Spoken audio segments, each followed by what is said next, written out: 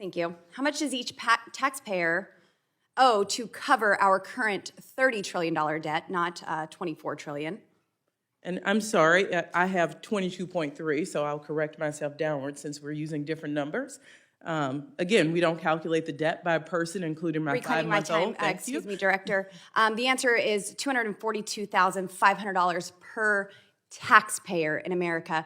Now, you may have been on track with some of these answers if your numbers were correct with the $30 trillion debt that we actually are at right now. But I would have hoped that you would have the correct answers in your position to all of these questions, as the president and this regime really should keep this debt at the forefront of our thinking in proposing a budget. But this budget that was created is proposed to spend another $5.8 trillion this fiscal year and $73 trillion over the next 10 years. And sadly, it's pretty apparent that you're more concerned with continuing to spend trillions of dollars of taxpayer money on liberal wish lists rather than doing anything substantive to rein in wasteful federal government spending. Now, I've said multiple times, the federal government does not have a revenue problem. It has a spending problem. Now, Director Young, Biden likes to say, show me your budget and I'll tell you your values. So let's see what Democrats really value.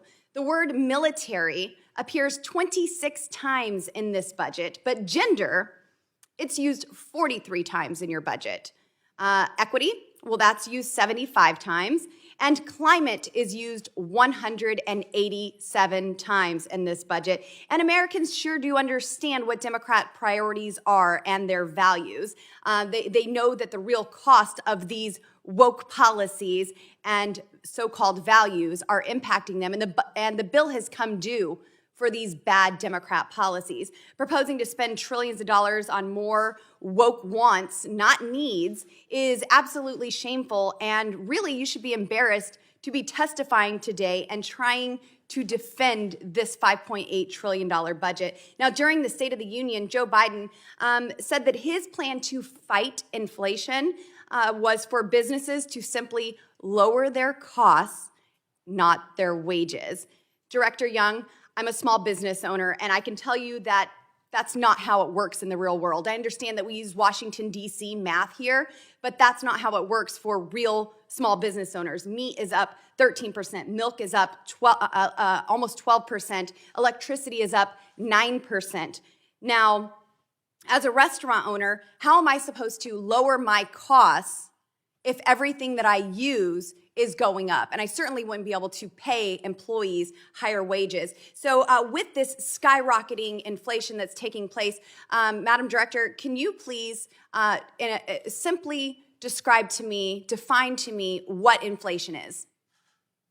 Sure, the cost of goods are more expensive. It costs more for the same goods than it did last year. The president is very aware of that. That is why he called on Congress to send him legislation. Reclaiming my time. Thank you, Director.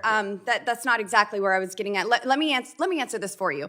So Milton Friedman, who won the Nobel Prize in economics, said that inflation comes from too much money being printed in D.C. Specifically, and I quote, he said, inflation is a result of too much money and more rapid increase in the quantity of money than an output. Moreover, in the modern era, the important next step to recognize that today governments control the quantity of money so that as a result, inflation in the United States is made in Washington and nowhere else. So Director Young, in short, inflation comes from Washington, D.C., where the products we use aren't created, but the products we use are made more expensive.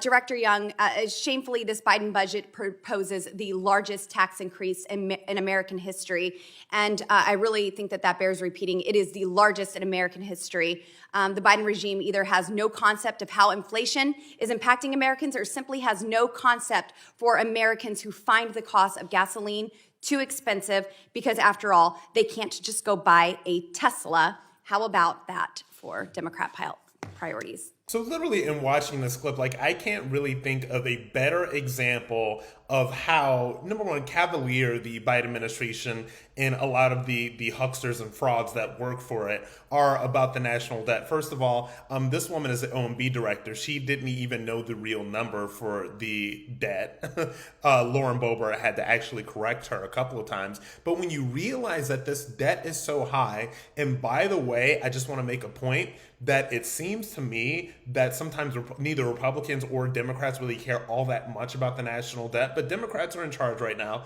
so let's stick to them. And also, when Democrats spend, they spend on sort of like this socialist agenda. Like they want free. And we think about the fact that the ridiculous COVID bills that passed with the trillions and trillions of dollars that went to pork. I think there was some of that money that went to, I think it was like $25 million for the Kennedy Center. It was completely outrageous. And this is the kind of stuff that is happening under this administration. So it's very interesting to me that under Democrat administrations, we get a lot of spending with a lot of pork, with a lot of sort of socialist grab bags, et cetera. And so then when Republicans are in charge and they want to sort of fund the wall, or they want to fund things that will actually keep Americans secure and safe, there's this conversation that's against this that comes from the left. So it's very interesting to see this. And when you look at the exchange between these two, it is just one of the most fundamental examples of how the left and the right view the kind of debt that is going to eventually go to all of our great grandkids at some point.